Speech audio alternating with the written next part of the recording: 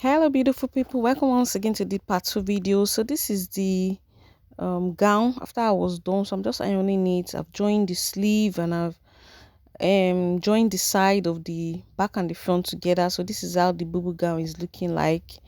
So I'm just going to keep this aside so we can do the next tutorial, which is the Zara cap. So I'm just going to keep this aside. So this is the Zara cap. I'm going to be using 3 straps for this Zara cap. You can use 4 if you want it very deep. That's a cap to be deep or to have more space. So I use 3 straps, as you can see. So I'm going to join these 3 straps together, and this is the Mako I'm going to be using, which is 18 inches length.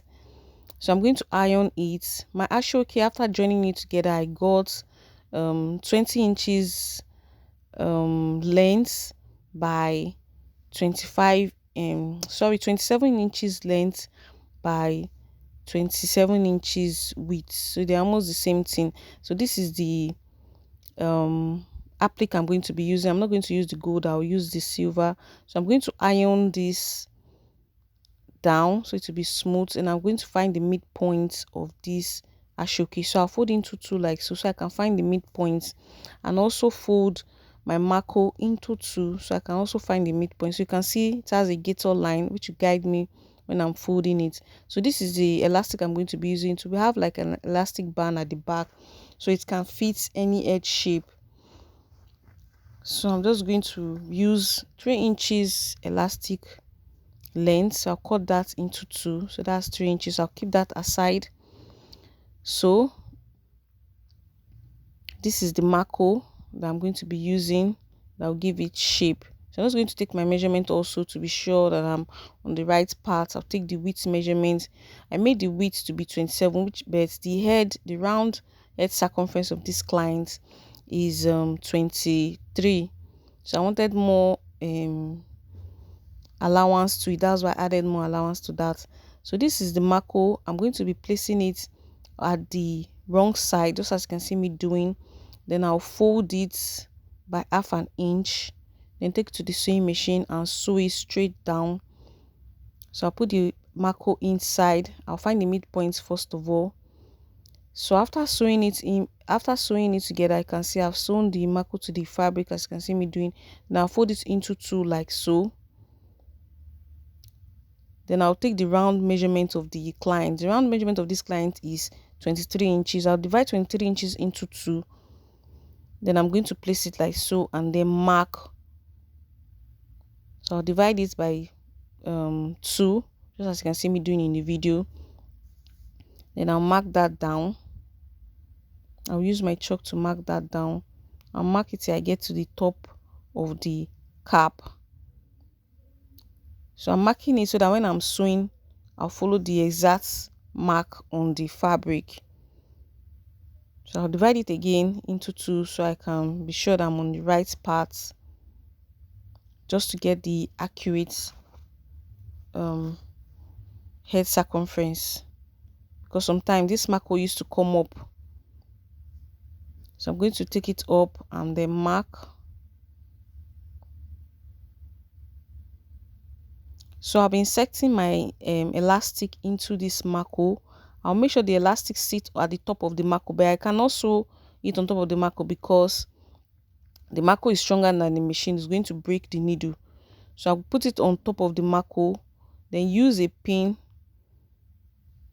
and hold it down. So when I'm sewing, I'm going to drag it like so and then sew on that point. You can see my hand is touching. Just this point, you can see my hand is touching. So I'm just going to use a pin to hold that down. So when I'm sewing, I will drag the elastic.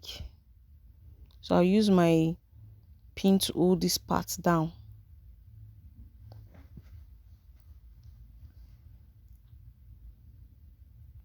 So I'll hold it down like so and then take it to the sewing machine and sew. So I'll do this on the other side also. So I'll flip it over like so and then insert the 3 inches band into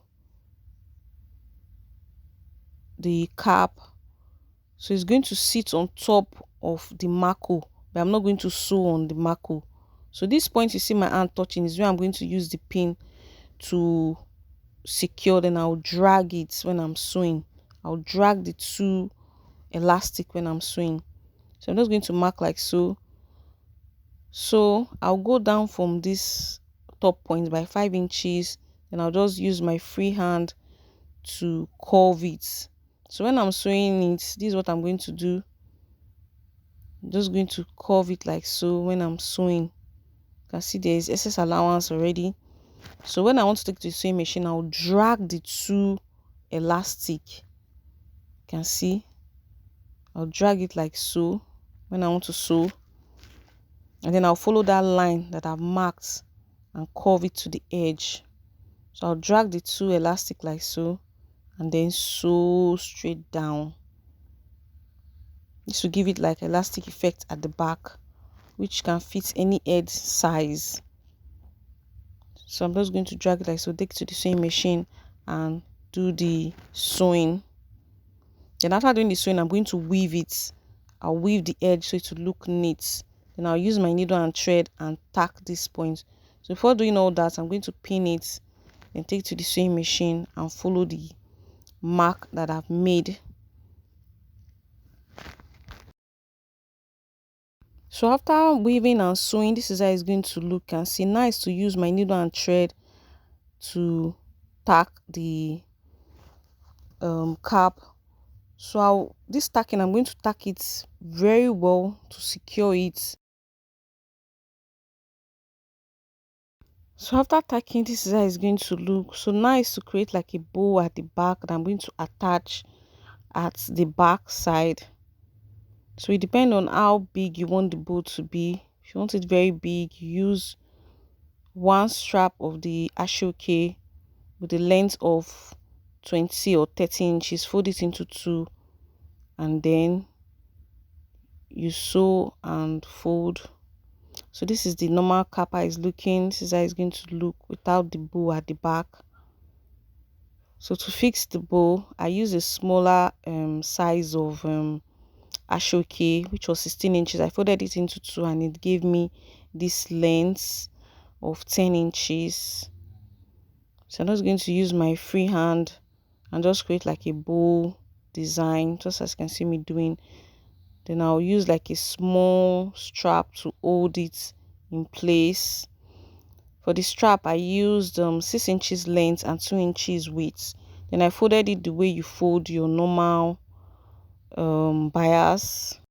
So I use the strap and fold it round the bow like so. Then I'll use a needle and thread to stitch it.